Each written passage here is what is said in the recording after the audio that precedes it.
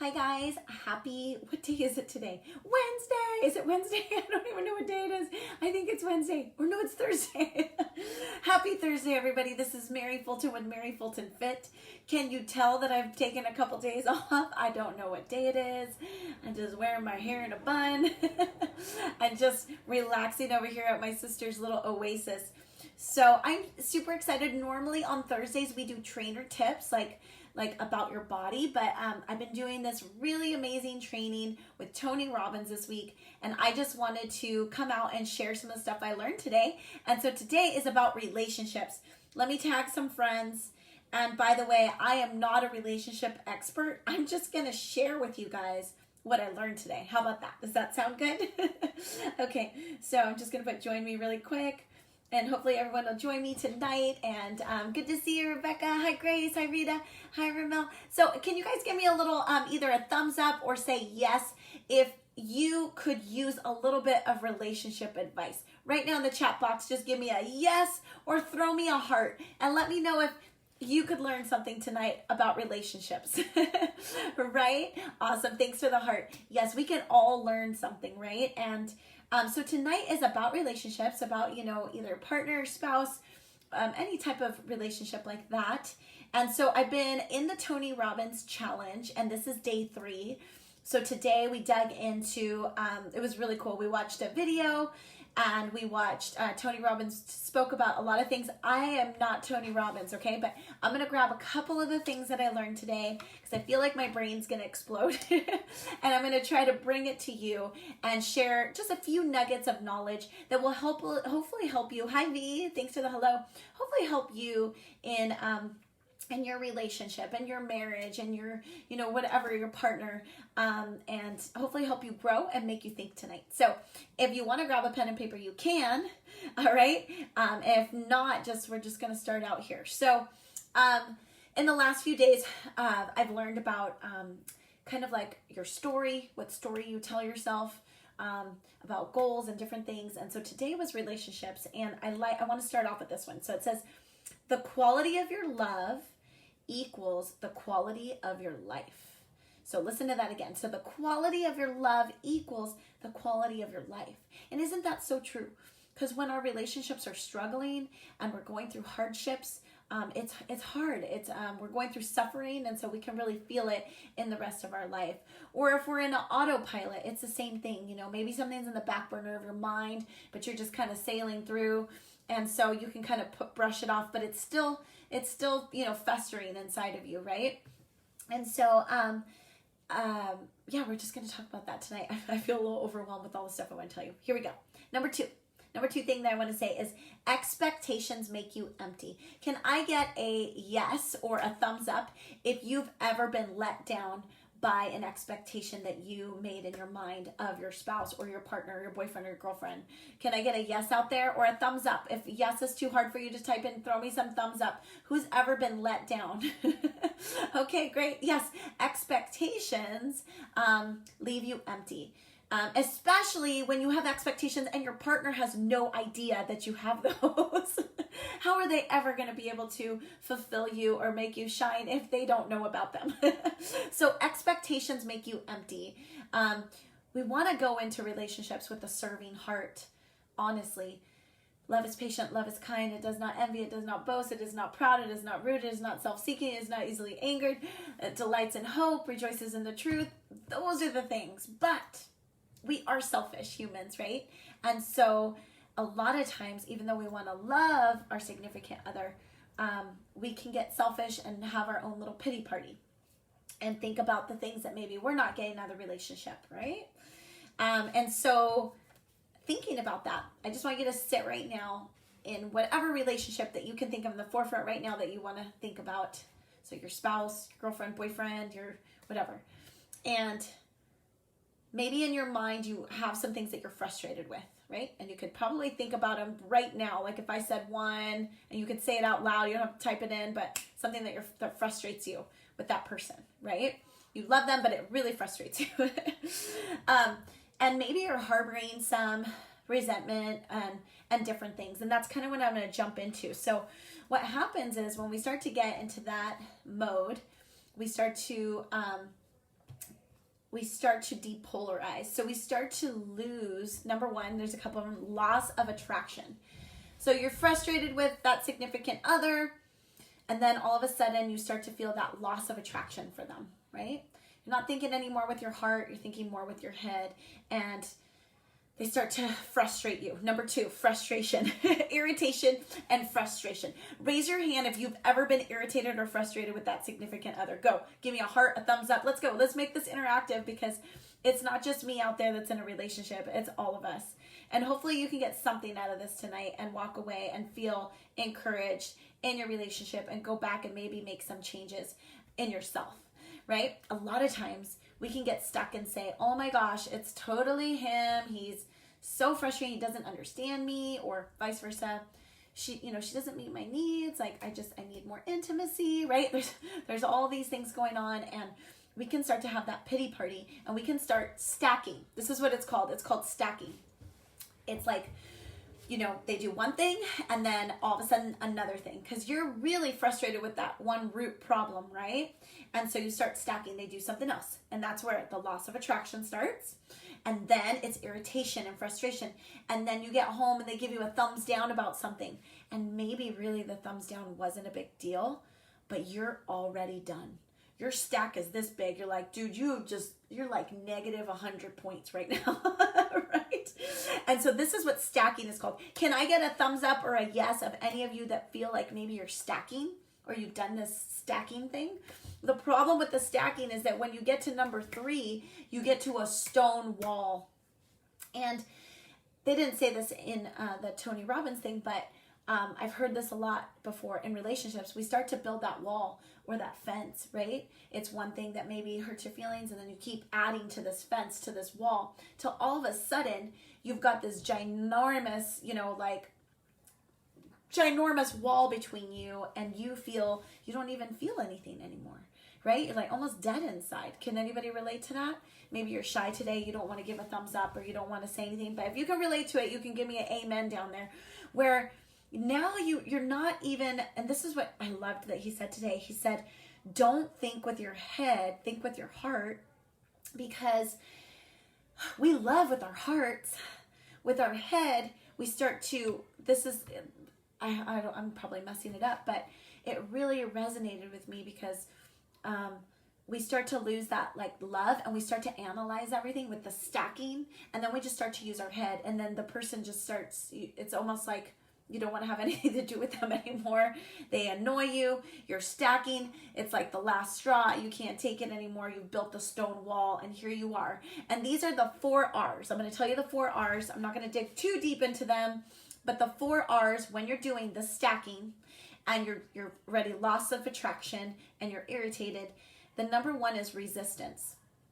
So you're resistant to them. You're resistant to maybe doing things for them or whatever. You're just, all of a sudden you're resistant. You can kind of feel it. Like you're ready to it's like start a little fight, right? Like they say something, you're just like, what'd you say? Right? And then number 2 is resentment. Now you're starting to build, and this is part of that wall that I'm talking about, is the resentment starts to build. Oh, they said that to me again. Like, what was that supposed to mean, Oh, did you not like dinner or something? Like it starts to build. And then you've got the 3rd one, which is rejection. So now, you're completely, you're pretty much almost to the done, almost finished with this, because now the heart is completely out. It's all your head, resistance, resentment, rejection, and then you get to repression, which is you're pretty much checked out. But there's still hope. There's still hope. There's always still hope, right? And he jumped into, this is really important. So you may be sitting here right now and being like, oh my gosh, Mary, you don't even know, I'm so dealing with that, and I'm in the repression stage, and I'm so tired. These are all the things, I could list them all to you, of how I feel hurt or how I feel unloved and why I'm ready to give up on this relationship. But what he said today was, he had 2 people in the audience, and they shared their story, but he spoke to the woman and said, okay, but there's always 2 sides. There's always 2 sides. So he's like, you need to own your part. Own your part and say what you're doing wrong, right? What you could work on. So right now, as you're sitting there with me and thinking about all the stacking that you have, or maybe it's just a halfway stack, which is great. Hopefully you're not up here. But can you sit in their shoes and maybe put yourself in their shoes and see that maybe you are being stubborn, or maybe you're not listening, or maybe, some of those things. Some years ago, my hubby and I feel like every couple has their argument, right? Like it's that cycle argument that it comes back to a full circle. It's called the crazy cycle, but where you are kind of arguing about the same thing. So mine was always, it's always been that I'm really busy. So that's kind of the key factor. So I always find a way to create something somewhere that I'm going to be doing. I'm going to be doing a lot of stuff. And it was mostly with the gym. I had to practice a lot. I'd be there a lot. And so that was hurtful to my husband. So I would say to him, I'm only leaving for an hour. Okay. And that's what I would say. And so I felt very justified. Like, I'm going to go teach my class. I'll be right back. But that hour was really, really important to him. And he felt like my gym was more important than my home life. So I didn't see it that way. I just felt like he didn't want me to go to work and he didn't want me to be there. And so I built this resentment, and I got to probably the repression stage. I built a big, giant monster wall. And actually I would want to go more to the gym because I felt like he didn't want me to be there. And so the resistance, right? It's that resistance. And really, after we, worked through some of this stuff, it was more that he felt like I wasn't putting importance on our family. And I didn't mean it that way, right? But so we kind of had to find some compromises where, maybe I didn't go quite as much to take as many classes or teach as many classes, and bring it down a bit so that he felt like I was really spending that time with him and with the kids. So, that's not maybe your issue, but that was definitely an issue, and it still comes up. We do the little crazy cycle, but that was actually a big deal in our relationship and caused a lot of heartache. It was really, really tough, and we didn't understand each other. We just kind of kept butting heads. And so listening to this Tony Robbins thing, I wish I would have listened to it then, because I think it would have helped me to own my part. I'm really stubborn, and when I want something, I go for it, and I keep pushing for it, and that's a great thing for sometimes, but sometimes I need to pull back a little bit and be a better listener and not be as stubborn, and show him that piece of, I do love being at home, and I do love you guys. I love the gym and the passion, and it's fun, but it's not more important than you guys. And so, so that's like a really big thing. That was a big thing for us. So I can really relate to all these resentment, rejection, repression, and then feeling like I'm stacking, and everything he would say, I would just take it as an insult and get really frustrated with him. And he would do the same with me. If he heard me say I had to go practice for a launch, he'd be like, ugh. By the way, that's some of the stuff. If you see eye rolling and like body language that looks like that, it's because, that person is feeling, it's the stacking, and they're getting frustrated with maybe not that one little thing, but it's that bigger, deeper issue that you have to dig into. And so, you know what? There's two sides to everything. And he said, I'm going to whisper it, but he said, own your shit. Okay? Own it. Own your own stuff. It's not just the other person's fault. You got to be able to humble yourself and look into yourself and step into their shoes. If this person chose you, it's because they love you and you love them. But all relationships go through hardships all the time. And so it's learning how to work through them and remembering to not build that giant stone wall. Stop it before it gets too big. Okay, so now I'm going to share with you guys the next part. I really like, there's so much, but this last part, and hopefully this one will help you. So this one is kind of like women and men, or masculine, feminine, whatever, wherever you fit into this realm, okay? So the main thing that he was saying was that for women, the top 3 things on the checklist that make them feel that is like kind of when they close off, is not being seen. So unseen. So not noticing her anymore, or paying attention to her. Maybe she just wants you to look at the new clothes she bought at the store just for a second, right? And so being unseen is part of those where the woman is going to close off and start to maybe feel that stacking feeling and get frustrated and unloved. Not understood was number 2. So not feeling understood, not having empathy for her, and the last one is unsafe. So a woman needs to feel that security, they need to feel understood, and they need to feel seen. Okay? Whether that's a compliment for that specific woman, or it's just, noticing her, noticing what she's doing. It depends on each person, right? We all have different love languages, but so unseen, understood, and unsafe. So those are the 3 causes of like closing up and kind of pulling away for women. What about for the men? What about this one? Couple time, work time, exercise time, family time. Nice, Kevin.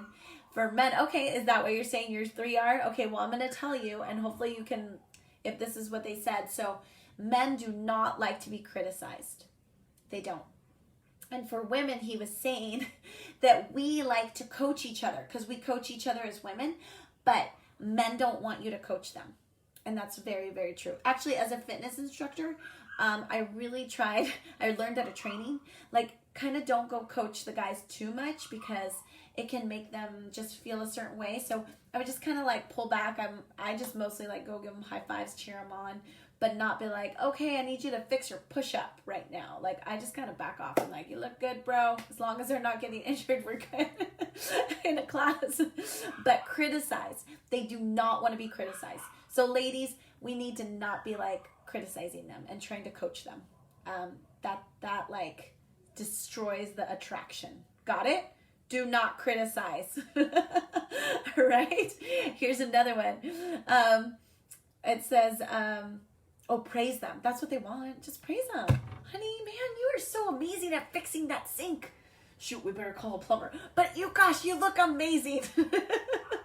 Just distract them. Distract them with number 2, ladies. So number 2 for men is the worst thing that a woman can do is be closed off. So closed off means like not open for intimacy. It doesn't necessarily mean sex. It just means intimacy in general. Men are more physical. They need that. They need that physical touch. They need all of those things. And for us women, we might be able to go longer without it, but it doesn't really matter because that's what they need. And so if you close yourself off, this is like one of the main pipelines for them. They just need food and that. Just make them a sandwich. So closed. So this is a big, big one. And that's why, most books that we hear and read about, it's like the man wants more intimacy and the woman wants to be taken out on a date. We hear all these things all the time. She wants to be seen and recognized. He wants to feel intimate and loved. Oh my gosh, men are so physical. You should see my 3 boys at home. Like, if I just move out of the room, they are like just wrestling on each other everywhere. I'm like, get off of each other. Like, girls don't do that. I don't go take a shower, and if I had 3 girls, they'd be like wrestling in the living room. No, they're just like hanging out with each other. We are created different. So that one's a big one. And controlled. So men don't want to be controlled. Yes, they don't want to be controlled. And sometimes as women, we want to control things and fix things and whatever, but this is something that is going to depolarize the situation. So back to, let's talk about the women again. When they are unseen, when they are not understood, so you're not listening and being empathetic, and when they feel unsafe, this is going to create that loss of attraction. All right? And then for men, when they are criticized, when the women are closed off, or their partner, whoever. And number 3, controlled. So not being controlled. And I thought these were really big. You were driving, Rita. I thought these were really big and they hit home. And can I tell you this though? When I watched today, this couple went up and I was bawling my eyes out and just like feeling it, because we can all relate to those moments of, man, are we going to make it? Whew. So I'm going to be married 19 years in July. July 29th is our anniversary. And we've had our honeymoon phases. We've had our hard times. We've had the valleys and the peaks, and, you know, and yeah, there's been moments where I'm like, I don't know, are we going to make it? Where are we? Or like, gosh, we've lost our love for each other. We've lost our passion. We've lost, like, I love you, but I'm not in love with you. Like, how do we bring that back? And, you know, you can feel like it's never coming back and I'm going to just be here. What's going to happen? We don't want to be on that autopilot. I don't believe that God wants that for us. He wants us to live a love, relationship, giving. And yeah, sometimes the butterflies aren't going to be there, right? They're not going to be there like when you first started dating at the beginning. But what if you could bring them back? What if you could bring them back? Because you are serving each other and loving on each other. And that's the thing that he said, was to put yourself aside and to like love on them, and to I forgot the other one that he had, but you know, the quality of your love equals the quality of your life. So if your number one relationship is not well, then you're not well, and you're not going to succeed in all your other tasks, because that other thing is weighing on you. And if you're just sitting in that relationship right now and you are feeling like, man, I don't know, like we're on autopilot, I don't see a way out, I don't know what I'm going to do, then I challenge you. Number one, I challenge you to go find this Tony Robbins thing and jump on there, because it's been helping me a lot and making me really think. And you know, guys, time is short. And if you're in a relationship right now and you're not happy with how it's going, then let's start making some changes in it. Because one day is going to go by, 2 days, 2 months, 3 months, a year, 5, 6, 7. And are you still going to be in the stagnant same place? This couple that shared, they'd been married for almost 37 years. And they were thinking about getting a divorce because they were fighting about the same thing. It was actually very interesting. It was about, she had a business and he was retired and he wanted more time with her, and she was trying to run this business, and it, you know, and I'm sure a lot of people can relate to that out there. And so they just couldn't meet halfway. They cried on the stage. I don't know what happened with this relationship. They decided that they were going to fix it. I don't know. They didn't say the fast forward if they made it or didn't. But they were at the crossroads of like, do we keep going like we're going? Or do we say, you know what? We're going to part, or, you know, and so, but I think you have to sit and think about where you want to be in that relationship that you're in right now. And if it is not growing and you're stuck and you got a giant stone wall and you're on autopilot just trying to survive the next day, then it's time to make changes. And I'm not telling you to go tell your significant other that they need to make changes.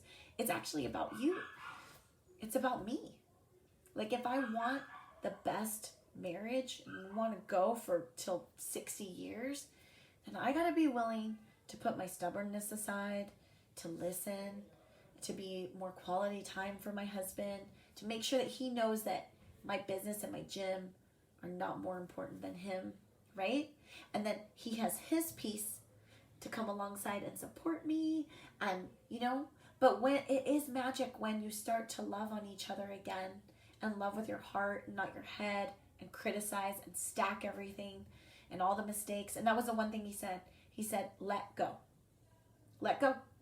Whatever happened, oh, it's done. He's like, that's done. This is your new story. Start your new story today. Stop telling yourself the old story, how broken you are, and then he did this and I did that and blah, blah, blah, and all that. Nope, done. New story. We're starting today fresh. And I love that, because don't you sometimes want to go back and erase some stuff and be like, can we do over right here? Can we just take like that little chunk of a couple of years right there, those 4 years, and remove them? But those are part of the progress, and they're part of your relationship, and they're part of molding you into who you are, mistakes and problems, and they're going to be there in any relationship you're in. So going to find a brand new one doesn't mean that you're not going to have them. You're going to have a new set of problems plus whatever baggage you're carrying into the next one. So you got to be ready for that. Are you ready for that? Or are you going to stick it out with the person that you're with and try to work through some of this stuff? And I hear it, Diane, it's about remembering and loving one another as a person you first fell in love with. And for me, that was 30 years ago. Oh, I love that, Diane. Thank you for sharing that. 30 years ago, that's beautiful. That's so awesome. Yeah, I met my hubby when I was 14. He was the first guy that I saw at the church. And it was my first night at the youth group. I'm going to tell you our story. I was really into Brad Pitt at the time with the long hair. Remember? This is back in 1994, Legends of the Fall. And my husband was walking into the church with it was like slow motion. It was like all these guys, but he was in the middle and he had the long hair. And I was like, oh my gosh. It was like the song in the background, in like slow motion. I was like, oh, I'm going to go introduce myself to that one. So I was like, my name is Mary. Hi, my name is Mary. I was like, hi, my name is Mary. I made sure I stuck around for a little bit longer. And we were just friends for a long time and didn't start dating till 17. We got married at 21 and 22. We were babies. So we've definitely grown and changed, and in some ways grown together, some ways grown apart. And that's part of this love story, right? And in the next chapter, in the next page. But I wanted to tell you guys that at the end of this video, my son is, hi, Cliff. He's knocking on the window. This is what he told us to do, to say this little poem. Let me find it. It was really beautiful. And you say to your spouse, one more thing I want to tell you. So he kept talking about proximity. And he said proximity, proximity, proximity. So spending time together, being close to each other, touching each other. This is going to help build that heart and that love again. And then the last thing he said, hold on, hopefully I can find it. Hang on with me. I have the little worksheet right here. But it was a little kind of poem that you say to each other over and over again. But it was very beautiful. And now I can't find it. But basically, here it is. I'm sorry. I love you. Please forgive me. Thank you. And it's called I don't want to say it wrong, but the Ho'oponopono or something like that. I'm saying it wrong. But, so repeat after me, right? These are the words. I'm sorry. I love you. Please forgive me. Thank you. So, Tony and his wife, Sage, oh my gosh, they're so cute. I love them. But they said they would say this not just one or two times, over and over again, just facing each other. Instead of saying, oh, I got really mad at you tonight because you left out your shoes and you didn't take out the trash. And then he's like, and doing all that. They just would be like, okay, let's just look at each other. Face each other. I'm sorry. I love you. Please forgive me. Thank you. And I want to cry right now because when I watched the video, he said, you keep saying it to each other. And then it's almost like you start really digging deep into your soul.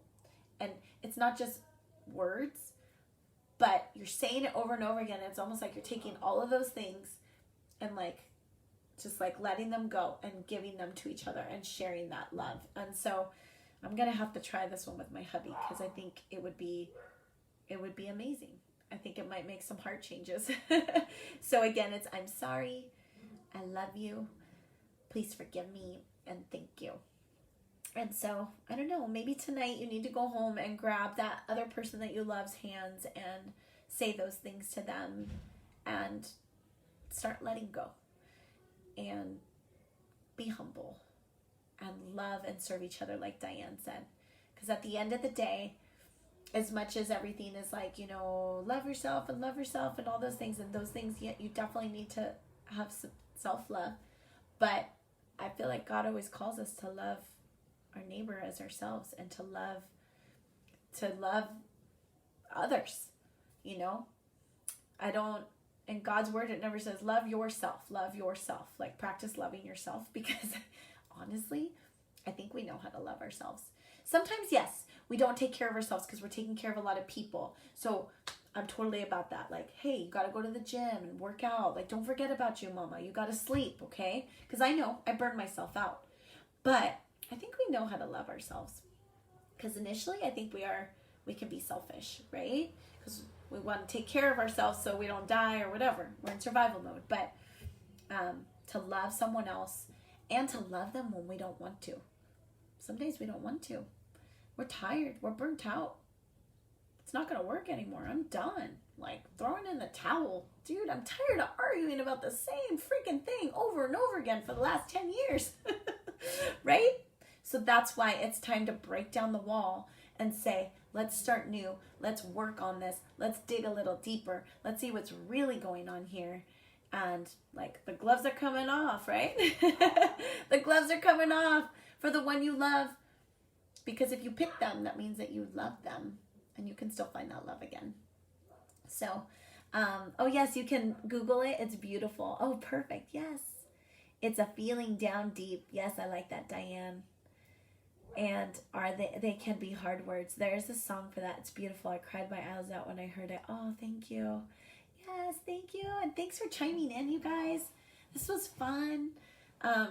This is definitely a perfect time for me in my life to be going through this relationship thing, because it's been a struggle. And so I'm ready to make some changes, right? Make some changes, grow, be humble, love, serve. Those things are the ones that give us that glow.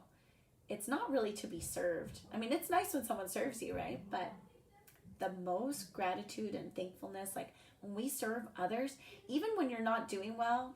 So I went through some stuff about 3 years ago, some really hard times, and one of my good friends was dying of cancer. And I was in so much pain of my own personal things, but I felt God call me to go and like just clean her house, because I was like, oh my gosh, she's so sick. She's got 3 babies like me, and she's 40. She's so young, so beautiful, such a beautiful person. And so I would just go and clean her house on a Thursday. And I'm not sharing that to like toot my horn. What I'm sharing it is because I would go clean her house, and it was like peace for me. Like, I was in a lot of pain, but like serving her gave me a whole different set of eyes, and it helped me step into her home and see like, wow, like my friend ended up passing away, and her little babies, you know, and just a lot of stuff, but she was such a beautiful person. So being in her presence of her home, it's like I could feel God's love there. And really serving her ended up helping me. But so when we serve others and we're open to that and serving the ones we love, I think that's when we find where we're supposed to be. So, man, this is some deep stuff, dude. I'm gonna start crying right now. Right? Oh, this is good. Yeah, this is good. I learned a lot. And tomorrow is day 4. There's 7 days of this stuff, man. Whew. It's good. It's heavy. And it's been, this week has been good for me too. Coming out to my sister's house, and my boys are at a camp, and I only have 1 kid this week. Just 1. And I get to go to the beach every morning, and so I don't even wear makeup anymore. I'm just like a big bum, and it's been fun. I'm resting my leg and resting my soul. So I encourage you too.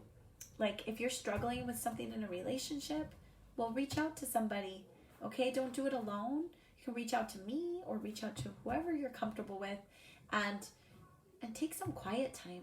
And it's in that stillness that we can hear. And we might be able to hear that little voice that says, oh, I still love them. I do. It's been too loud for me to hear it. And I've been too stuck in my anger and resentment to hear it.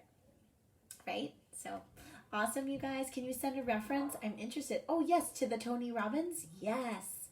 It's just the Tony Robbins Facebook group. And I think you can join. It's free.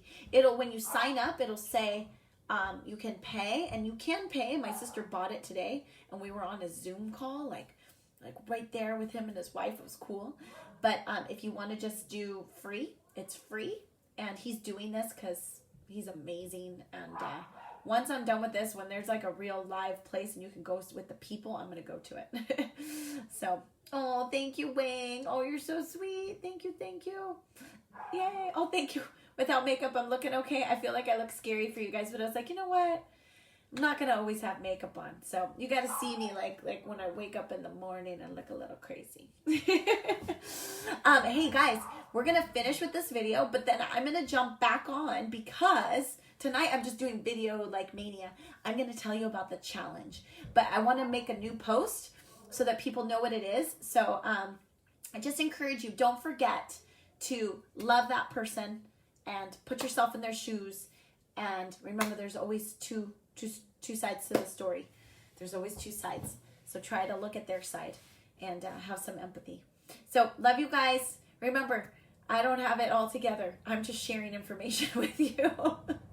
We got that? We understand that? I'm not a relationship guru. Okay, perfect. Just want to make sure you understand that. All right, guys. Yes, take daily effort and nurturing. I love it. Hey, Veronica, you and Todd are an amazing example of love and service and gratitude and beauty. Beautiful couple. Beautiful. Beautiful. Love you guys. So, all right, I'm not going to sleep, Diane. We got an announcement. So I'm going to log off and log back on. Please log on to my next video because we're starting a new challenge. Okay, I'll tell you. So I'm going to log off and log back in. See you soon. Bye.